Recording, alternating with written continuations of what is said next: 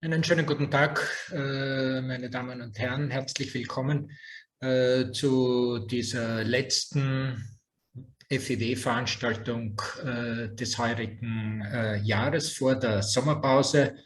Mein Name ist Manfred Schekulin. Die meisten von Ihnen kennen mich schon. Ich leite hier im Wirtschaftsministerium die Abteilung, die sich unter anderem mit Studien und volkswirtschaftlichen Analysen und Strategien beschäftigt. Und ich darf Sie durch die nächste Stunde führen.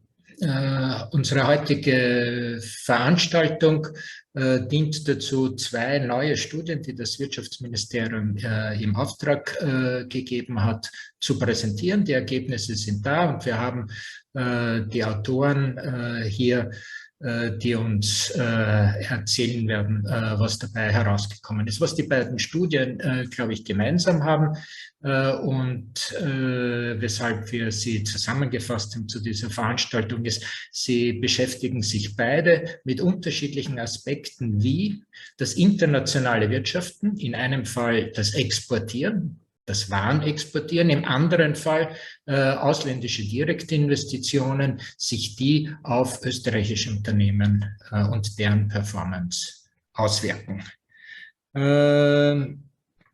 Zuerst wird Robert Stehrer und Bernhard Dachs vom wiiw und vom AET eine Studie präsentieren, A Snapshot on the Characteristics and Dynamics of Austrian Exporting Firms. Da geht es um dieses Warenexport-Thema.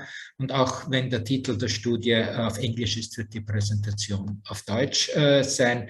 In der zweiten halben Stunde wird Mahdi Ghodsi vom wiiw auf Englisch die Studie Determinants and Effects of Foreign Direct Investment in Austria Spillover to Novel Innovative Environmental Technologies vorstellen. Den Ablauf haben wir uns so gedacht, zuerst jeweils eine kurze 15, maximal 20 Minuten Präsentation der Studie, im Anschluss die Möglichkeit, mit den Autoren zu diskutieren, Fragen zu stellen. Bitte machen Sie von dieser Gelegenheit Gebrauch über die Fragen- und Antworten-Funktion oder Q&A, wenn Sie eine englische Version von Zoom haben. Ich werde die Fragen dann an die Autoren weitergeben. Ich darf Ihnen unsere Hauptakteure ganz kurz vorstellen und ich beginne mit dem Robert Stehrer, Universitätsdozent Dr. Robert Stehrer ist wissenschaftlicher Leiter des Wiener Instituts für internationale Wirtschaftsvergleiche und Mitglied der FIW-Projektleitung. Er ist Lektor an der Uni Wien, an der WU und an der TU. Dr. Bernhard Dachs ist Senior Scientist am Austrian Institute of Technology, konkret im Center for Innovation Systems and Policy und hat einen Lehrauftrag der WU Wien. Seine Spezialgebiete sind Innovationen auf Unternehmensebene, Auswirkungen neuer Technologien und Internationalisierungsaspekte. Und last but not least, Dr. Mahdi Ghodsi ist Ökonom am Wiener Institut für internationale Wirtschaftsvergleiche, Lektor an der WU Wien und seine Forschungsinteressen sind die Bereiche angewandte Ökonometrie, Modellierung und Data Science mit einem inhaltlichen Schwerpunkt dann wieder auch im Bereich Handelspolitik, internationale Verpflichtungen, Industrie. Politik. So viel zur Einleitung. Gehen wir zur ersten Präsentation und ich bitte jetzt den Robert Stehrer und den Bernhard Dachs, dass sie uns die Ergebnisse ihrer Studie präsentieren.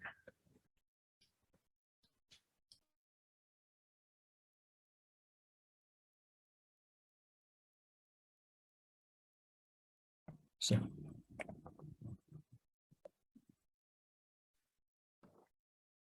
So, jetzt sollten Sie mich auch hören. Genau. Ja, zunächst herzlichen Dank für diese einführenden Worte. Auch herzlichen Dank für die Ermöglichung, über das BMDW diese Studien zu tätigen. Und wie gesagt, das ist eine Studie gemeinsam mit dem AID, mit dem Bernhard Dachs. Ich werde den ersten Teil präsentieren und der Bernhard wird dann im zweiten Teil übernehmen. Gut, kurz zur Präsentation. Ich werde eine kurze Einleitung und Motivation geben. Ich werde ganz kurz den theoretischen Rahmen vorstellen, sozusagen was diese Art von Forschung motiviert. Und dann werden wir auf die ausgewählten Ergebnisse gehen. Einerseits die besonderen Charakteristika exportierender Unternehmen im Vergleich zu Nicht-Exporteuren und dann sozusagen, ich glaube, der wichtigste Teil oder der interessanteste Teil der Studie, den Zusammenhang, den es zwischen der Exportaktivität, Produktivitätsentwicklung und Forschungs- und Entwicklungsausgaben gibt, gemeinsam dann mit den wirtschaftspolitischen Schlussfolgerungen. Die letzten beiden Punkte werden von Bernhard Dachs präsentiert werden. Kurz zur Einleitung. Wir wissen, dass in Österreich etwa ein Drittel der heimischen Wertschöpfung aus Exporten entsteht. Das ist jetzt unter Berücksichtigung der importierten Vorleistungsgüter. Würde man dann nur Exporte über GDP rechnen, wäre man auf einem Prozentsatz von ca. 55 bis 60%. Aber da Österreich natürlich auch sehr viele importiert zur Produktion, ist etwa ein Drittel der heimischen Wertschöpfung eben durch Exporte generiert in netter Betrachtung. Nichtsdestotrotz gibt es relativ wenig Informationen über exportierende Unternehmen, hauptsächlich auch aktuelle Informationen, aufgrund des bislang doch recht restriktiven Zugangs zu Mikrodaten in Österreich, was sich hier jetzt grundlegend verbessern sollte. Und so wurde diese Studie beauftragt und dass wir einen Update einer schon älteren Studie aus dem Jahr 2009 machen, die sozusagen auf ähnliche Thematiken abzielt, eben ausgewählte Charakteristika der exportierenden Unternehmen, aber halt mit aktuellen Daten. Zusätzlich zu dieser alten Studie gab es einen expliziten Fokus auf die Beziehung zwischen Exporten und Produktivität und den Exportaktivität, R&D und Digitalisierung, was dann eben von Bernhard Dachs vorgetragen werden wird. Ich möchte mich an dieser Stelle ganz herzlich bei der Statistik Austria für die folgende Kooperation über doch das letzte halbe, dreiviertel Jahr bedanken. Es war sehr angenehme Zusammenarbeit und ich glaube, wir haben da doch eine ganz nette Studie zusammengebracht. Gut, kurz zum theoretischen Rahmen. Das Feld, was in der Literatur als sogenannte New Trade Theory bezeichnet wird, das ist jetzt kein Schreibfehler, sondern es wird tatsächlich so bezeichnet, ist schon älter, fast 20 Jahre zurück, dass es einen grundlegenden Artikel von Mark Melitz im Econometrica gab, dass sozusagen dieses lange bekannte Faktum, dass eben Firmen sehr heterogen sind und Exporteure auch sehr heterogen sind, auch modelltheoretisch in Betracht ziehen konnte. Und er hat sozusagen diesen Rahmen geschaffen, aufgrund dessen natürlich eine Myriade und eine Vielzahl von unterschiedlichsten theoretischen und empirischen Studien entstanden sind. Und diese Studie ist sozusagen ein kleiner Abglanz davon, was wir mit österreichischen Daten jetzt mal machen konnten. Also der theoretische Rahmen ist ganz kurz folgendermaßen. Die Konsumenten haben eine Love for Variety, das heißt, sie konsumieren gern verschiedene Güter eines bestimmten Bereiches, wie Semmeln, Mehl, Nudeln etc. Und die Firmen operieren unter monopolistischer Konkurrenz. Das heißt, sie konkurrieren untereinander, aber haben auch sozusagen eine Monopolstellung, weil sie eine bestimmte Variation eines bestimmten Produktes eben anbieten können. Unter verschiedenen Annahmen wird dann gezeigt, dass Firmen eben mit höherer Produktivität geringere Preise durchsetzen und daher höhere Marktanteile haben, daher auch höhere Umsätze haben und höhere Profite erzielen. Zieht man jetzt die Fixkosten der Produktion in Betracht und noch dazu, dass Exporte noch höhere Fixkosten als normal ergeben, ergibt sich dann sozusagen folgendes stilisierte Bild, dass wir einerseits einen Range von Firmen haben, die mit sehr geringer Produktivität diese sofort aus dem Markt ausscheiden würden. Das liegt sozusagen im Bereich 0 bis den 4 Sternen. Es gibt dann eine Anzahl von Firmen, deren Produktivität nicht groß genug ist, um die Fixkosten des Exportes abzudecken. aber die würden zumindest noch den heimischen Markt bedienen und hier Profite erzielen. Und es gibt die sehr produktiven Firmen, größer als dieses FIW-Stern, die sozusagen genug hohe Produktivität haben, um auch die Fixkosten des Exportes abzudecken und damit auch auf Exportmärkten aktiv zu sein und somit umso höhere Produktivität und umso höhere Umsätze erzielen. Sozusagen das ergibt diesen theoretischen Rahmen, der zeigt, dass je höhere Produktivität die Firma hat, desto höhere Profite erzielt sie, desto eher wird sie exportieren. Wie schaut das nun für Österreich aus? Ja, das Sample, das wir haben, ist etwa 5000 Firmen groß, Unternehmen groß. In dieser Präsentation schauen wir uns die Sachgüterproduktion an, also Nasal Revision 2, die Kategorie C. Aus der primärstatistischen Erhebung. Die Statistik Austria schätzt sozusagen für kleinere Firmen noch weitere Firmen dazu, damit man ein ganzes Sample hat. Allerdings sind das geschätzte Daten und so haben wir beschlossen, uns nur auf die Primärerhebung zu beziehen in dieser Studie. Für weitere Sektoren, Mining, Utilities, also Distribution Energy und Bauwesen, finden Sie auch weitere Grafiken und deskriptive Resultate in der Studie, auf die ich aber jetzt nicht eingehen werde. Also wenn man die Sachgüterproduktion heranzieht, haben wir etwa 5000 Unternehmen. Sie sehen den Zeitablauf auf der linken Grafik. Davon sind 2019 etwa 66% tatsächlich Exporteure und der Rest eben nicht Exporteure. Und Sie sehen auch, dass dieser Anteil von etwa 60% über die Zeit doch auf ca. 66% angestiegen ist, aufgrund verschiedenster Umstände natürlich, wie EU-Integration, höhere Produktivitätsdynamik etc., die man hier ins Treffen führen könnte. Zusätzlich zu dem sehen wir auch das Faktum, dass der Anteil der einzelnen Unternehmen am Exportumsatz, also des Exportumsatzes am Gesamtumsatz über die Zeit tendenziell angestiegen ist. Wir sehen das einerseits, dass hier sind die Grafik gezeichnet, die Anzahl der Firmen, die zum Beispiel zwischen 40 und 45% exportiert, wo man hier sieht, dass sie in den höheren Brackets sozusagen leicht angestiegen ist. Gemeinsam mit dem Faktum, dass mehr Firmen exportieren, wie wir vorher gesehen haben, ergibt sich daraus, dass durchschnittlich über alle exportierenden Firmen im Jahr 2008 etwa 40% im Export erlöst wurden und das ist auf ca. 45% im Jahr 2018 oder 19 sollte das heißen, angestiegen.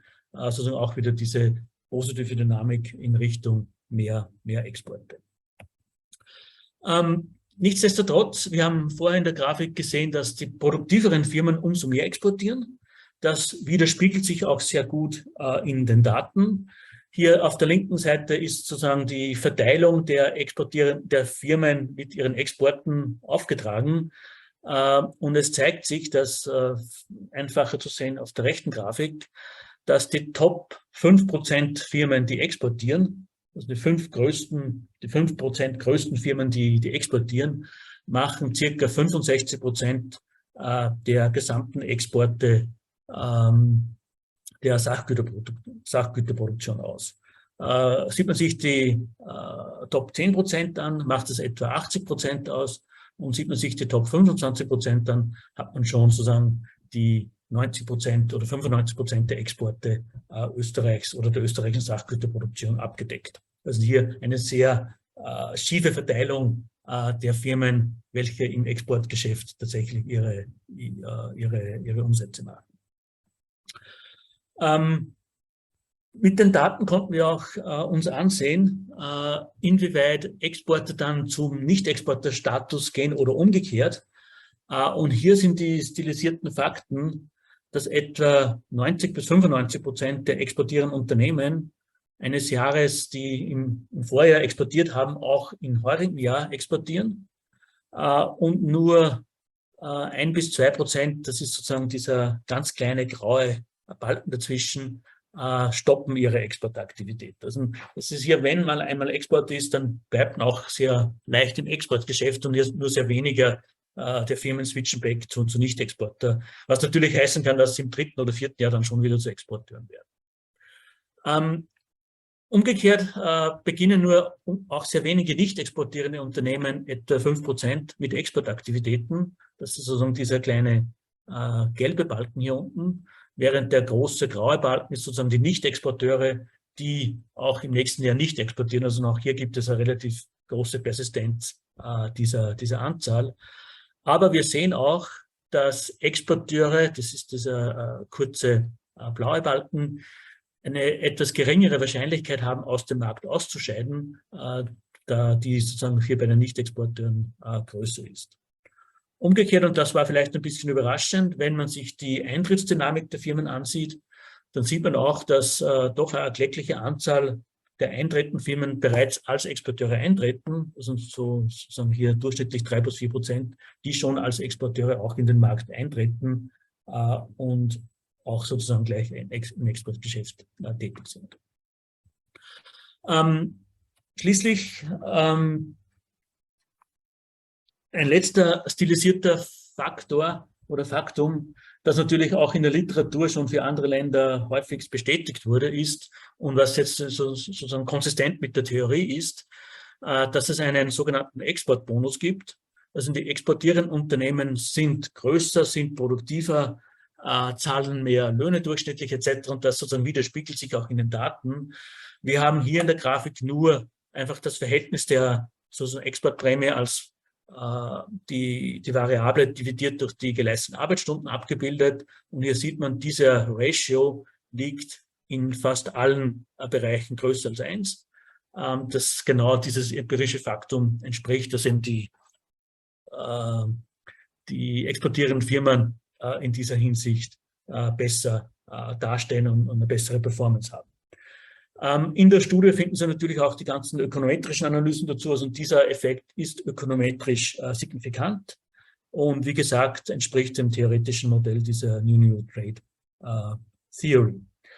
Aus allen diesen Fakten, also einerseits der Größe, dieser Bessersein etc., ergibt sich natürlich, dass exportierende Unternehmen auch einen überproportionalen Anteil an Umsatz, Beschäftigung etc. in der Sachgüterproduktion ausmachen. Ich glaube, man kommt da auf Werte von ca. 90%, die diese 66% der Firmen eben ausmachen.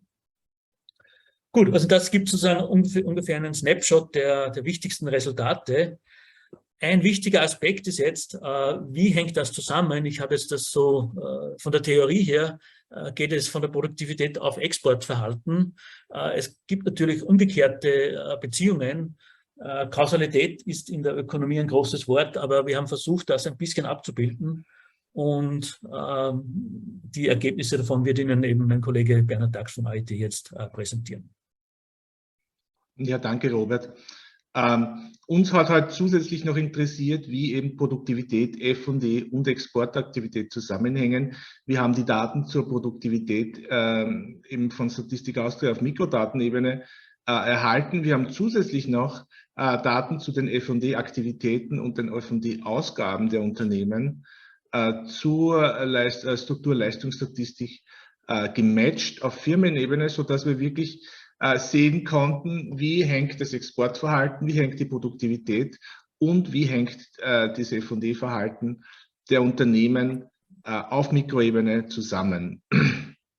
Und die Ergebnisse sind eigentlich ziemlich eindeutig und vielleicht auch nicht ganz überraschend, wenn wir uns eben Exporte und F&E-Aktivitäten ansehen.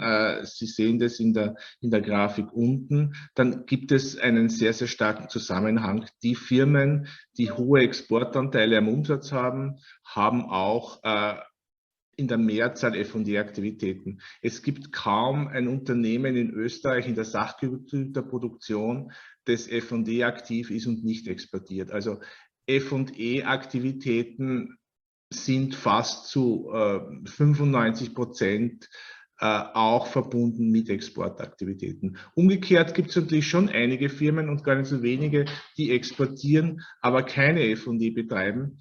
Aber wie gesagt, der Zusammenhang zwischen F&E auf die Exporte ist relativ deutlich. Was uns interessiert hat, ist natürlich auch, wie hängt es über die Zeit zusammen? Gibt es sowas wie eine Kausalität? Und wir haben die Kausalität probiert zu schätzen über Lags. Und was die ökonometrischen Resultate zeigen, es gibt einen signifikanten Zusammenhang zwischen Produktivität und Exportaktivität, aber auch zwischen Exportaktivität und Produktivität.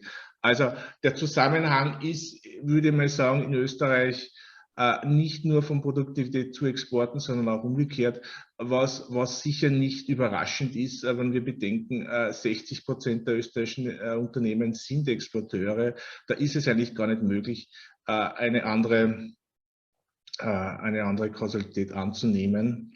Wir haben, denke ich mal, als kleines Land eben eine andere Ausgangsbasis als die USA, wo einfach sehr, sehr wenig Unternehmen exportieren. Bei uns ist die Mehrheit der Firmen Exporteure und deswegen würde ich sagen, die Kausalität läuft bei uns in beide Richtungen.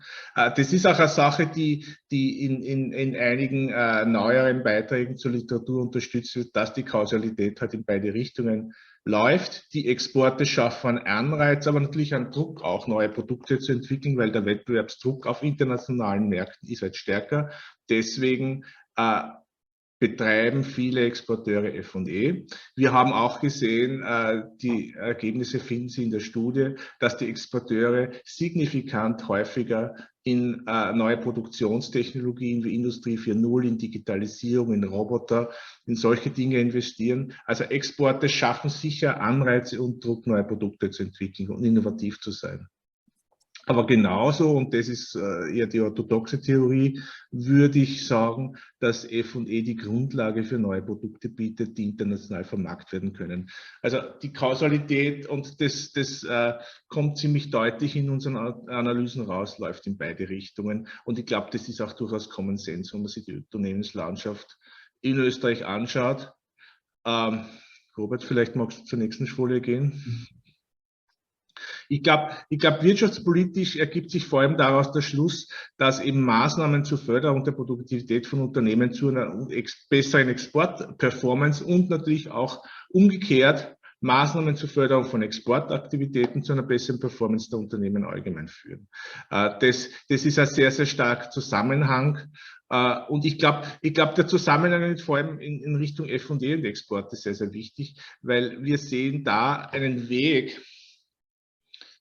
über die Förderung von F&E und Innovationen auch die Exportintensität anzuregen und die Exportintensität zu steigern, weil eben die Firmen durch neue Produkte neue Möglichkeiten auf internationalen Märkten sehen. Das passt auch ganz gut zur Entwicklung, die wir in der F&E-Statistik sehen. Wir haben in der Vergangenheit doch in Österreich im Unterschied zu anderen Ländern eine sehr, sehr erfolgreiche Strategie gehabt, die Zahl der F&E betreibenden Unternehmen zu erhöhen.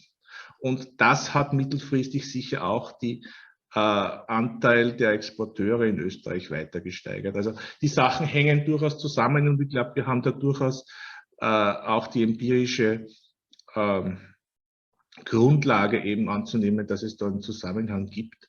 Und wenn du auf die nächste Folie gehst, ich glaube, die Ergebnisse sind natürlich auch aus einer Förderperspektive sehr, sehr wichtig, weil wir wissen ja alle, dass F&E und Innovationsförderung eine der großen Ausnahmen im europäischen Beihilfenrecht für die Gewährung von Unternehmensunterstützung und Unternehmensförderung ist.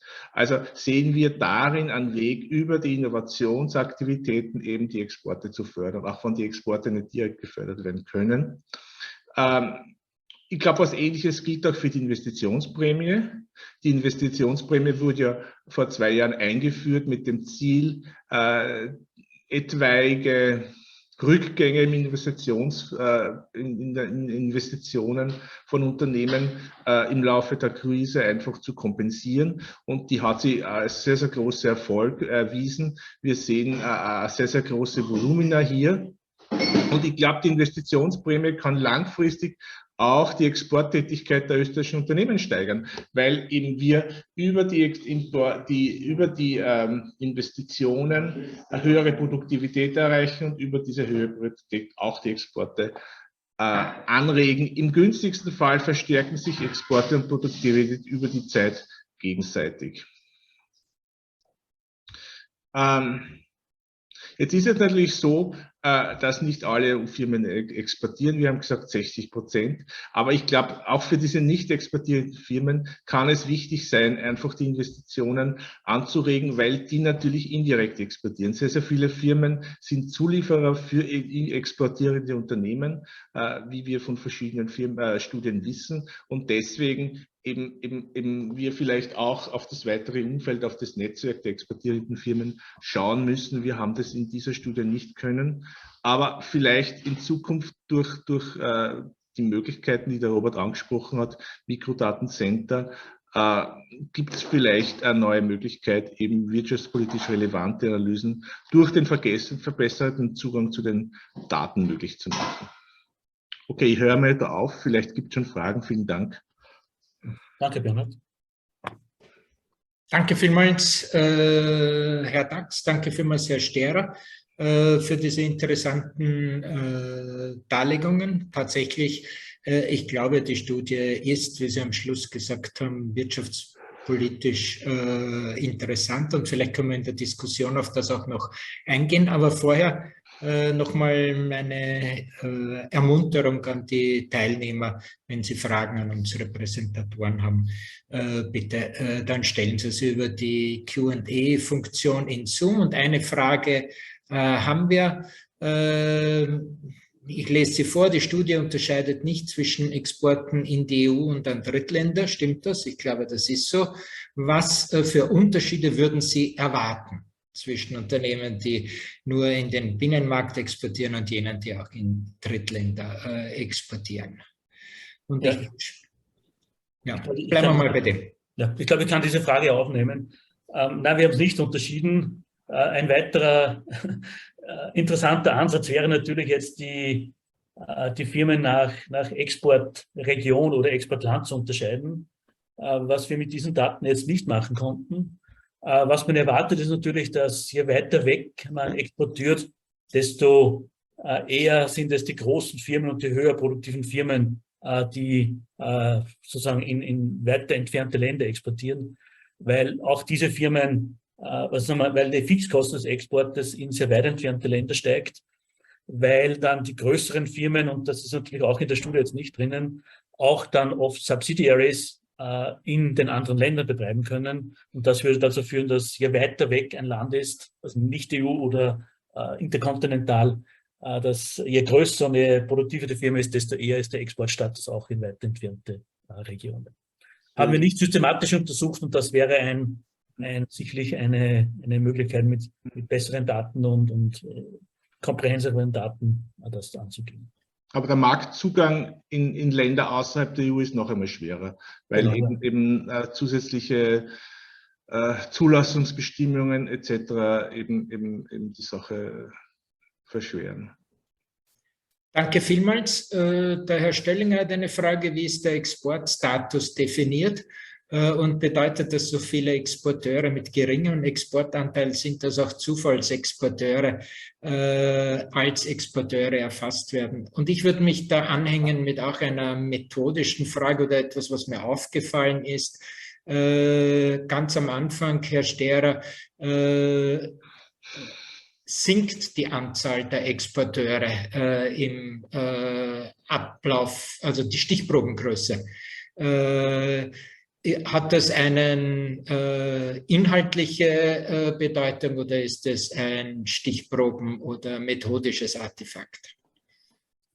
Also zur ersten Frage, der Exportstatus ist in zweifacher Hinsicht definiert.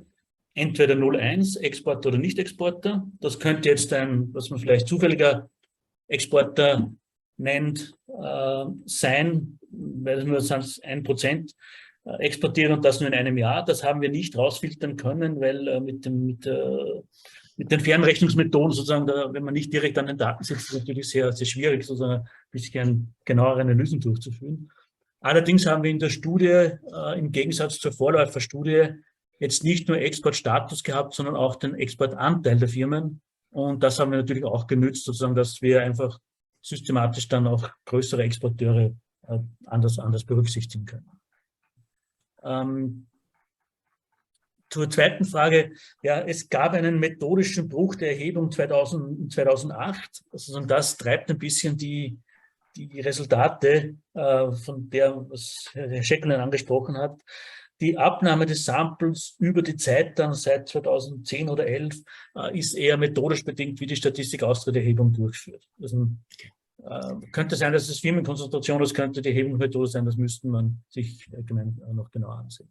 Okay, danke vielmals. Ich habe zwei Fragen, von denen ich zusammenfasse, weil ich glaube, dass sie in die gleiche Richtung gehen, vom Herrn Braumann und vom Professor Oberhofer. Die Beziehung zwischen Produktivität und Exporten.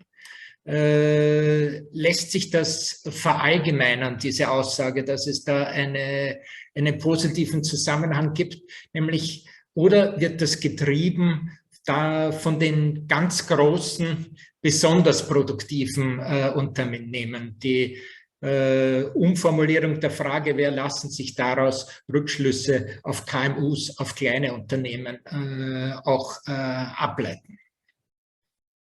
Nein, wird nicht getrieben, nur durch die ganz Großen, weil wir diese Regressionsanalysen dann auch durchgeführt haben mit dem Exportanteil. Und da sieht man jetzt sehr deutlich, dass es über die gesamte Verteilung das gilt. Was wir methodisch jetzt nicht gemacht haben, man müsste so Quantilt-Regressionen schätzen über die Verteilung sozusagen.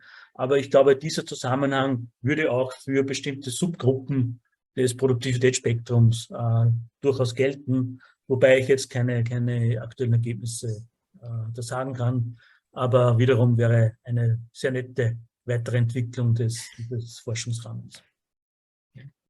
Okay, zwei Fragen habe ich noch, bevor wir dann zum Herrn Ghodsi weitergehen. Die erste ist, lässt sich irgendwas sagen über Branchen? Die Zahlen, die Sie jetzt haben, sind gesamtwirtschaftliche, aber gibt es Hinweise, dass es in welchen Branchen besonders hohe Exportinzidenz herrscht, abgesehen von dem, was man aus der Statistik Austria, Außenhandelsstatistik ohnehin herauslesen kann? Diese Details haben wir im Sinne der Zeit ausgelassen. Bernhard Dachs hat ein bisschen gezeigt mit Hochtechnologiebranchen, wie das ausschaut. Ja. In der Studie selbst finden Sie Tabellen nach NACE Revision 2-Stellern, die ein bisschen sozusagen einen Hinweis geben, wie sich das über die verschiedenen Sachgüterproduktionsbranchen aufteilt oder ergibt. Ich glaub, aber allgemein ist es so, dass wir nur die Sachgüterproduktion hier anschauen. Und wenn wir auf die Sachgüterproduktion schauen, gibt es eigentlich durch die Bank in allen Branchen, 2/3 der Firmen sind Exporteure, in einigen Branchen sogar über 90%. Die Branchen, die eben rausstechen als weniger exportintensiv, ich sage einmal Vorsicht weniger, aber es gibt trotzdem da sehr, sehr viele Exporteure in den Branchen, sind eben mineralische Produkte, also Glas, Ziegel, Zement und sowas. Das ist halt immer eine lokale Sache. Dann relativ geringere Anteile von Exporteuren sehen wir auch in der Nahrungsmittelindustrie mit 41% und dann noch bei Möbeln. Aber sonst ist eigentlich durch die Bank in allen Branchen sehr, sehr hohe Exportanteile. Wenn wir auf Branchen wie Maschinenbau, Computer oder Metalle gehen, findet man eigentlich über 95% der Firmen sind Exporteure. Papier ist zum Beispiel auch so eine Sache. Da gibt es praktisch keine Nicht-Exporteure. Danke vielmals. Danke für diese Antworten. Ich würde aus meiner Sicht eine Ergänzung gern noch dazu machen. Sie führen an in Ihrer Zusammenfassung, was Sie, Herr Dachs, präsentiert haben, die Investitionsprämie als Beispiel einer Politik, die unmittelbar auf die Erhöhung der Investitionsquote der F&E-Aktivitäten abstellt, die aber dadurch auch aufgrund der Kausalitäten, die Sie in der Studie feststellen, Auswirkungen auf das Exportverhalten hat und wahrscheinlich die Exportquote treibt. Es gibt auch ein Beispiel für das Gegenteil aus Sicht des Wirtschaftsministeriums. Das bedeutet doch auch, da hätte ich noch gerne Ihre Bestätigung, dass Maßnahmen wie, sagen wir, die Internationalisierungsoffensive Go International, die das explizite Ziel haben, die Exportquote zu erhöhen, Unternehmen an den Export heranzuführen, dass das dann auch auf die Unternehmensperformance sich positiv auswirkt. Ich denke langfristig auf jeden Fall. Ja. Okay. Danke vielmals für diese Bestätigung. Ich finde das wirklich eine tolle Bestätigung für ganz zentrale Maßnahmen der österreichischen Wirtschaftspolitik der letzten Jahre an dieser Schnittstelle F&E-Investitionen und Exportverhalten. Danke für diese Präsentation. Und ich ersuche jetzt den Herrn Ghodsi, dass er sich uns anschließt. Hello, Mr. Ghodsi. Welcome now to our presentation. We look forward to hear from you the main effects of the study with the incredibly long name that we now see on the slide in front of us. The floor is yours. Yeah, thank you very much for the invitation and giving the opportunity to discuss this paper. This paper, not only the title is long, but also... Mr. Ghodsi, we don't hear you. I think that's not only my problem. We don't hear you very well. Can you go a little bit closer to the mic? Okay, so let me change my microphone then.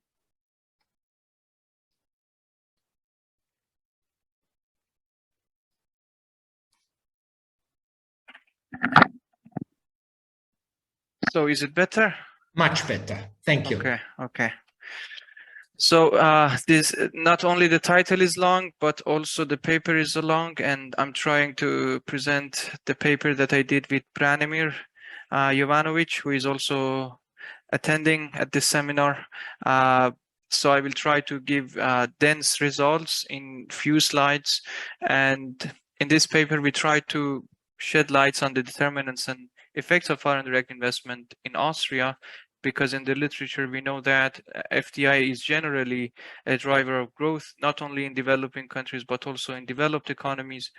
And one of the major argument behind that is that there is a technological upgrading and knowledge spillovers that is going from multinational enterprises to domestic firms. Multinational enterprises usually have big multinational ownership network that expands to several countries in several geographies, and they have their intermediate inputs sourced from different countries, and they have diversified managerial skills, and also because they are operating in several countries, they have access to financial resources. And because of that, the FDI that is done by the multinational enterprises with long experience, the sustainable development goals could be also achieved because FDI can foster innovation and improve productivity. They also improve the quality of jobs and skills, and they provide an environment with more gender equality. And on top of that, because they're inducing technologies, they may potentially reduce CO2 emissions that can satisfy global climate goals. So here in this paper, as parts of the effects, we are trying to show the effect on technological innovation that is related to environmental issues. So the aim of this study, I already explained that it is focusing on determinants of FDI at the regional, industry, and also firm level. And also we are trying to analyze the effects of FDI at the firm level and also at the regional level in Austria. So for productivity and technological spillovers, we are mainly focusing on patenting activities. So a granted patent could be defined as a novel innovation that is finally granted in patent offices. So there are 200,000 CPC classifications of patents, and among them, few of them, a small portion of them is related to environmental technology classes that are written here. So we are using these environmental technology classes in addition to other forms of technologies and see if FDI has any effect on these novel innovations. So we have two types of measurements of FDI. The first measurement is the one that is let's say the second one is the one that is usually used in the literature, that is using total assets of foreign-owned firms, or it can be called as stock of FDI in a country if we aggregate them up. And also we have number of greenfield and brownfield projects and also the investment value of these projects. And we also can measure the number of mergers and acquisition, M&A deals, and also the investment value of them. So what is the contribution of this paper is that we are also adding another aspect to the FDI, which is the technological measurements of FDI. We have two types of patents, granted patents and the published patents. So among published patents, only some of them are being successfully granted.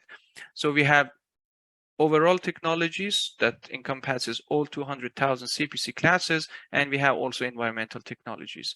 So that's why we have 4 types of technological measurements on FDI. So the data that we are trying to get use of Orbis data. We have Orbis cross-border investment that we are getting FDI measures from that. We have also Orbis database, and we also have Amadeus data from which we gather and compile the data on patents. So using the identifiers of the companies, we can merge all of these databases together.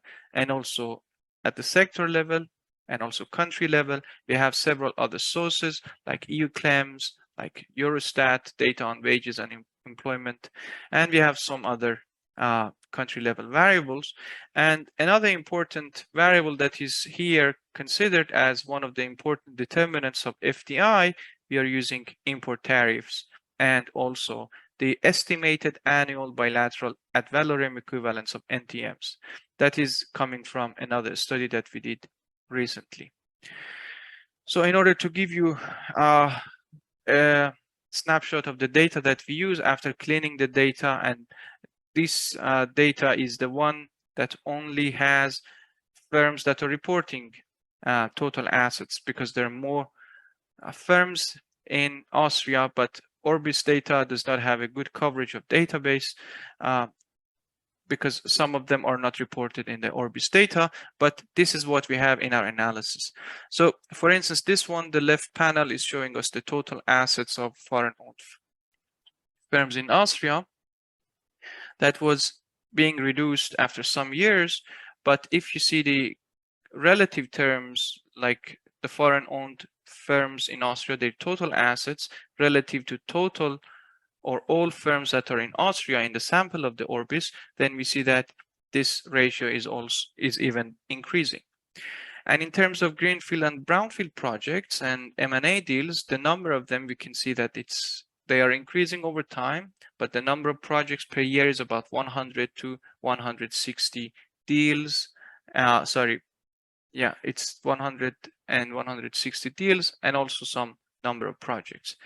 In addition to that, I have to say that the value of projects and deals sometimes have missing values. So the most reliable version of the data for greenfield and brownfield projects and M&A deals is the number of them, but we also report the value of them that is somehow increasing over time. In addition to that, we want to show that the FDI is not only in Vienna.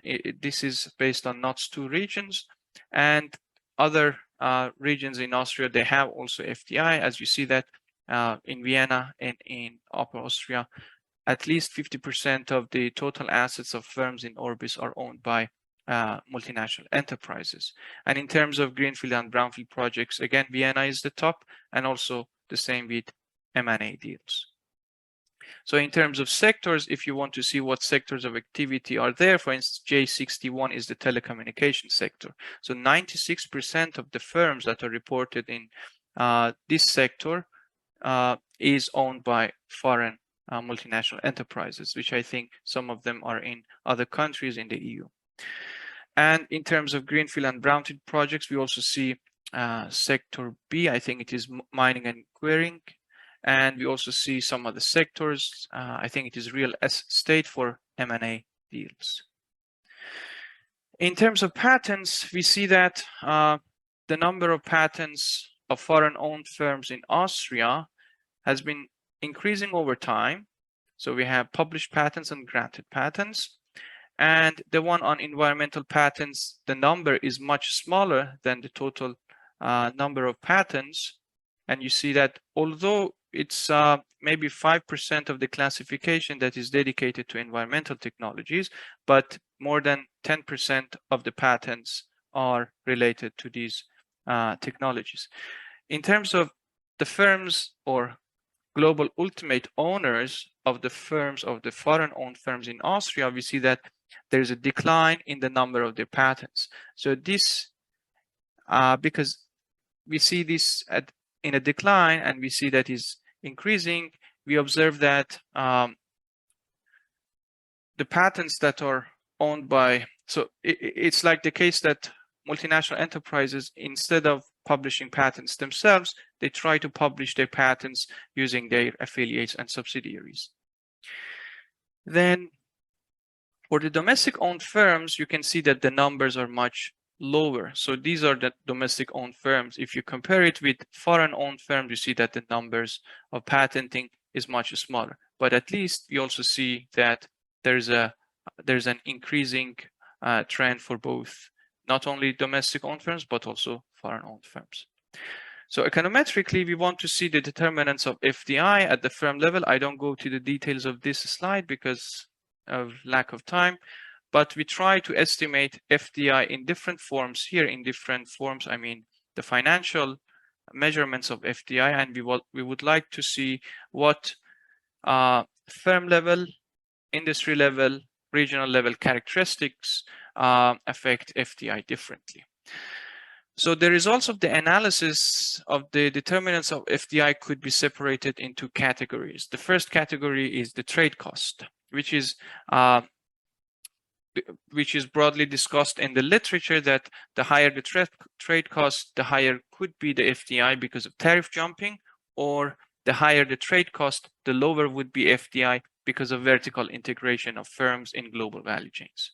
So what we observe in our econometric analysis is that the tariffs that are imposed at the EU level, or the side of the Austria, reduce the value and number of M&A deals in Austria. But tariffs are less important for total assets of foreign-owned subsidiaries in Austria. But the trade costs that are related to the TBTs that are imposed by EU or Austria would also reduce total assets. So this one is similar to tariffs. So the higher the trade cost to Austria, the lower is FDI in Austria. This tells us that the companies and the firms that are owned by foreign MNEs, they are usually involved in global value chains. Because on top of that, the opposite is the case for the cost of trade from Austria to the home, because we observe in our results that if the trade cost from Austria to the home of the MNE increases, the FDI from that country to Austria also increases. So it means that the firms are heavily participating in global value chains so that they can be substituted for the operation at home. But we don't observe these things for brownfield and greenfield projects. We believe that it's because of the limitation in the data that it is in the short period of time. So for other factors, we observe that more capital intensive industries have more FDI. And we also see that the larger, when foreign owned firms in Austria, they have higher profits and revenues, their total asset would also increase. We see that if government R&D expenditure increases in a region, then the M&A deals would decrease. We also see that the lower labor productivity in an industry is correlated with higher investment in greenfield and brownfield projects and also total assets. So we argue that firms invest in industries with lower productivity so that they can compete and they can increase their productivity more easily to compete with other firms in Austria. Regional GDP is a positive factor here because of the demand side. Higher wages is also positive related to M&A deals and total assets. We argue that it is the efficiency wage, so that firms invest in regions with higher wages, and also firms invest in regions that have higher education in the population. And also agglomeration and specialization in regional industries would also increase FDI. Then we go to the effects of FDI and technological spillovers. On the left-hand side, we have some regional characteristics like patents at the regional level. So this is for the regional industry. And we observe, so the regional industry include both domestic firms and foreign-owned firms. So there's an endogeneity here. That's why in the next step, we go to the firm level specification. So let me go to the firm level specification. So for firm level specification, we have labor productivity at the firm level of domestic owned firms. So we exclude foreign owned firms. We observe positive spillovers from M&A deals and also no spillovers from other forms of financial measurements. Positive spillovers from the non-environmental innovative activities that are done by foreign-owned firms in that regional industry. And also gross domestic expenditure on R&D has a positive contribution in labor productivity of domestic firms. Then for employment of the domestic-owned firms, we observe positive spillovers that is contributed by larger total assets of foreign-owned firms. There are also negative spillovers from brownfield and greenfield projects that we argue is because of the crowding out effects of new investment. And larger total assets lead to larger total assets of actually domestic firms means also larger employment, which is obvious. So here the dependent variable is a forward, or let's say the independent variables are one period before in order to reduce the causality or reverse causality. So the larger the firm is, the larger its employment. And also GDP per capita in the region, regional fund, and agglomeration positively contribute to the employment of domestic firms. Now, the interesting part comes to the innovation activity. So these are the patents in all technologies by domestic-owned firms, and the results are telling us that there are some positive spillovers from both published and granted patents of all types that are done by subsidiaries in Austria, but there is also negative spillovers from total assets of foreign-owned companies. So this is a competitive pressure of total assets. And there are also total assets of domestic firms, full-time equivalent R&D personnel, and some other measurements positively contributed to the novel innovation in all technologies. And finally, for environmental technologies, we have positive spillovers from different types of patents by MNEs and also by the global ultimate owner that are residing abroad, and also positive spillovers from greenfield and brownfield projects. So for financial measures, we observe only these ones that contribute positively to patents or environmental technologies. But for technological measurements, we observe positive spillovers from published and granted patents of all types. So these patents not only are done by the foreign-owned firms in Austria, but there is a positive spillovers from the global ultimate owners that are in other countries.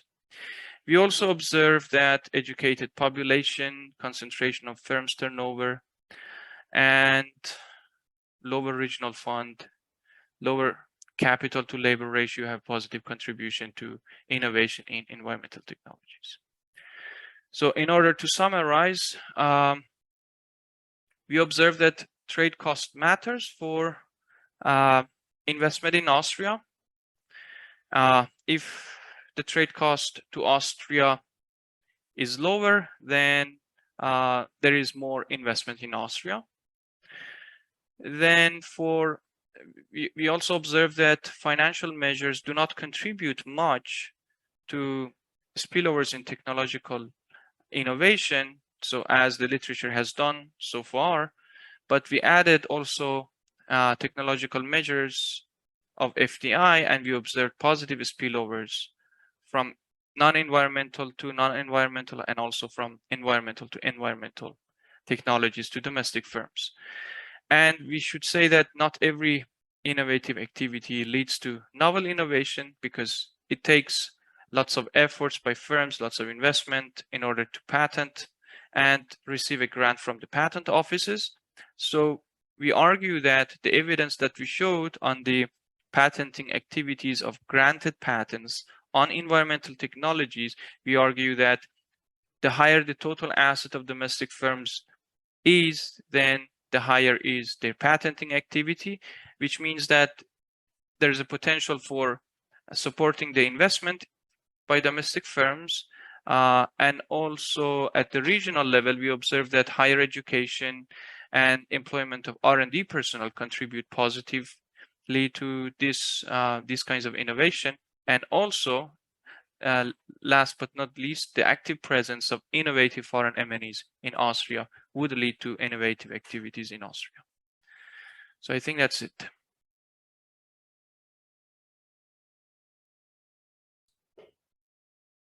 Thank you very much, Mr. Ghodsi, for this very interesting presentation.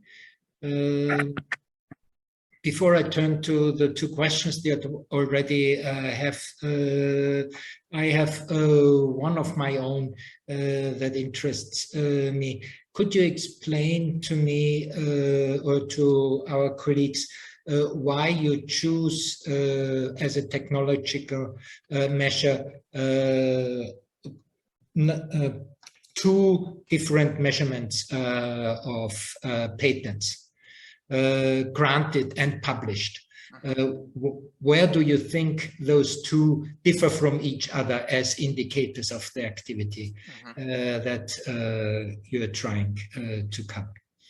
Well, published patent could be any kind of innovation that could not be necessarily novel. So it could be a copy of another patent. It could be a copy of another innovation that is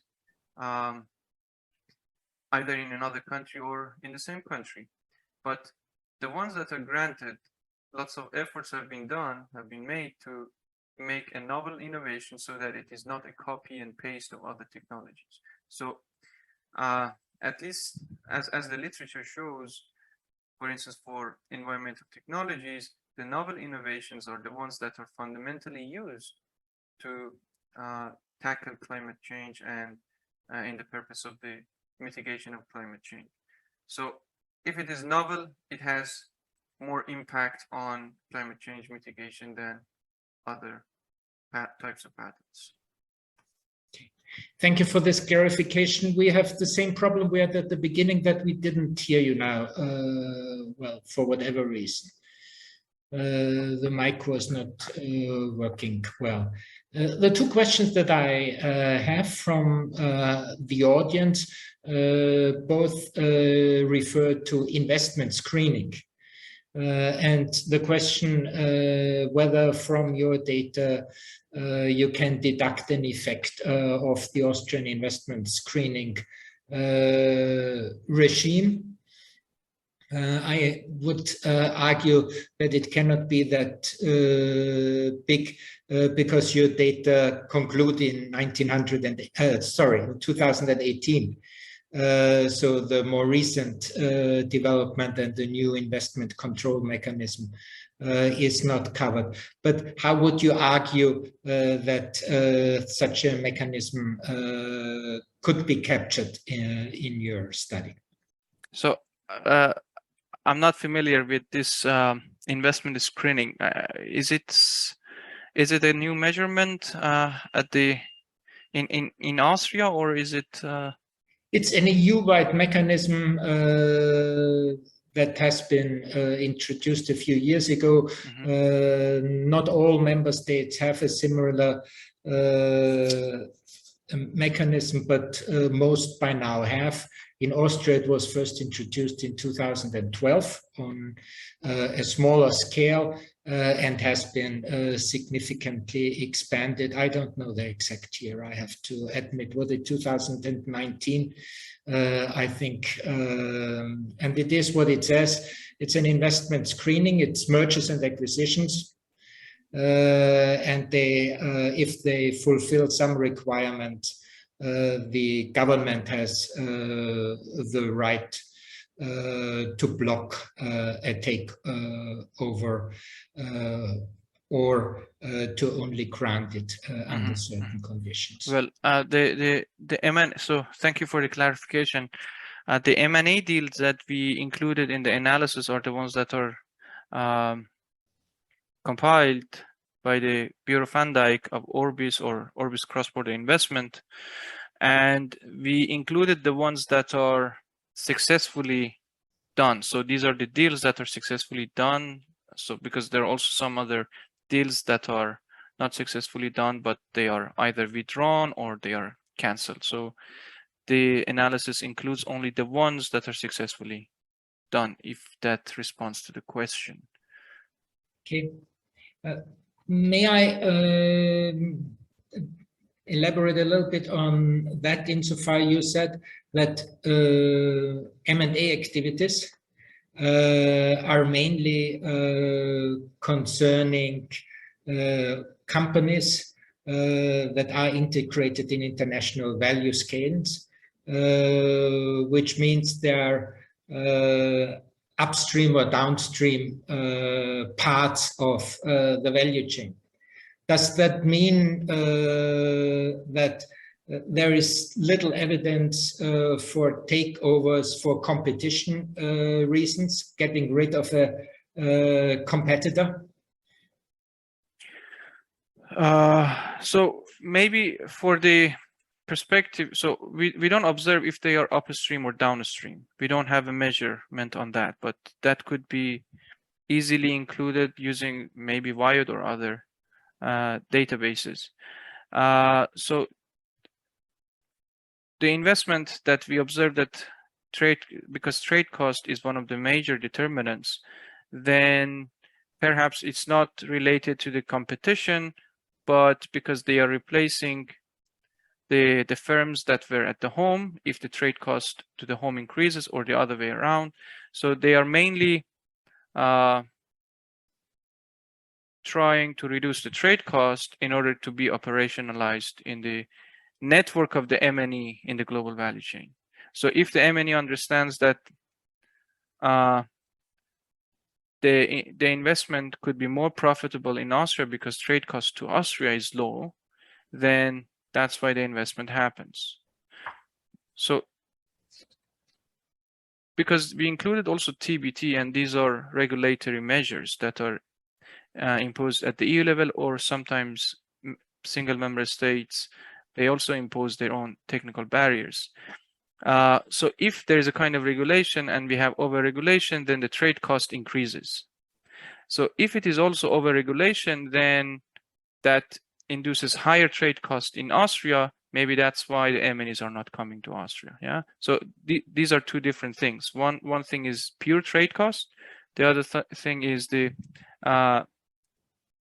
not being able to comply with the regulation that are very technical and very stringent.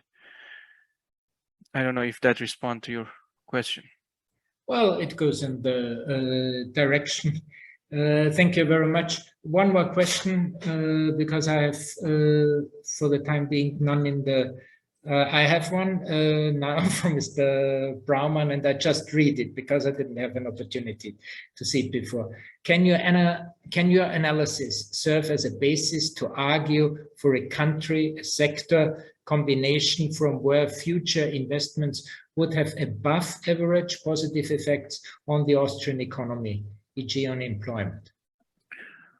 Sure, because there are some certain variables that could tell us how much the FDI would be in the future based, for instance, on GDP, based regional GDP or industrial production or wages. If we know what will happen to those independent variables, then we know for sure, or we can estimate how much the FDI in those regions or in those sectors would be.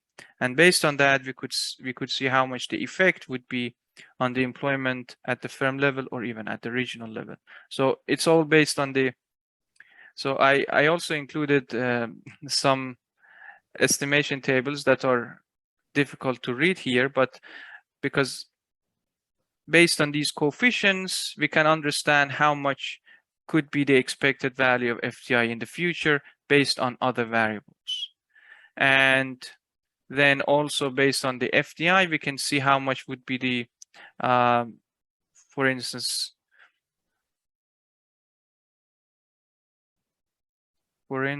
the productivity, labor productivity at the firm level or employment at the firm level. And then aggregating them up, we can get to the sector and see how much would be the difference or the change in the total employment. But I also understand that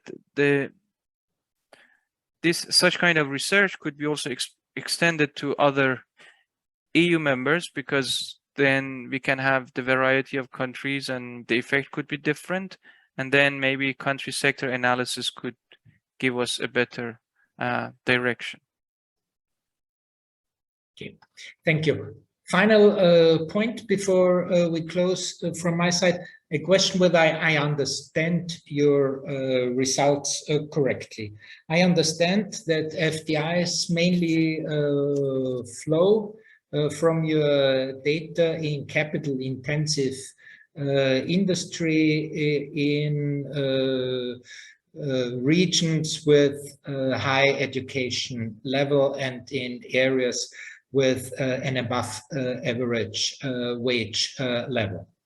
But in these areas, there is a tendency in particular for M&As to go into companies that have below average labor productivity. So in general, you go for this capital intensive industries, but within these capital intensive industries, you're looking for underperforming Austrian companies as a foreign investor. Is that the correct interpretation of what you found? That's true. So especially for total assets, so we see, for instance, here the total assets of foreign companies increase when the capital to labor ratio in industries also increase.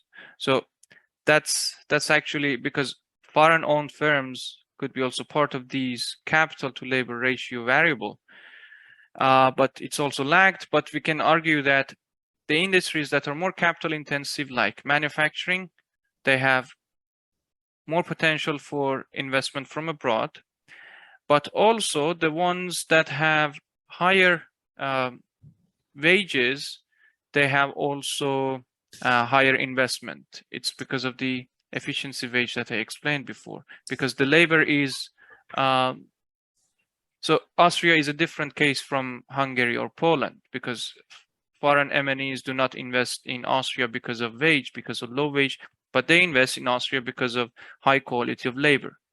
So two things are capital to labor ratio should be higher so that they invest, and also the quality of labor should be better. But on top of that, we can also see that value added productivity, so the productivity that is measured not on at the industry level, it is not measured by total turnover at the industry, but the value added. The lower the productivity is, the higher is the investment. So that not only controlling for these factors that foreign MNEs consider in their investment, but also a low productivity in those sectors would mean that the foreign MNE would have better chance of competing with other Austrian firms in those sectors. I think that's my understanding from these results. Yes. Thank you for confirming that. That was also my understanding from the data. Thank you very much, Mr. Ghodsi, for this interesting presentation, and thank you to you and your colleague for writing this interesting study.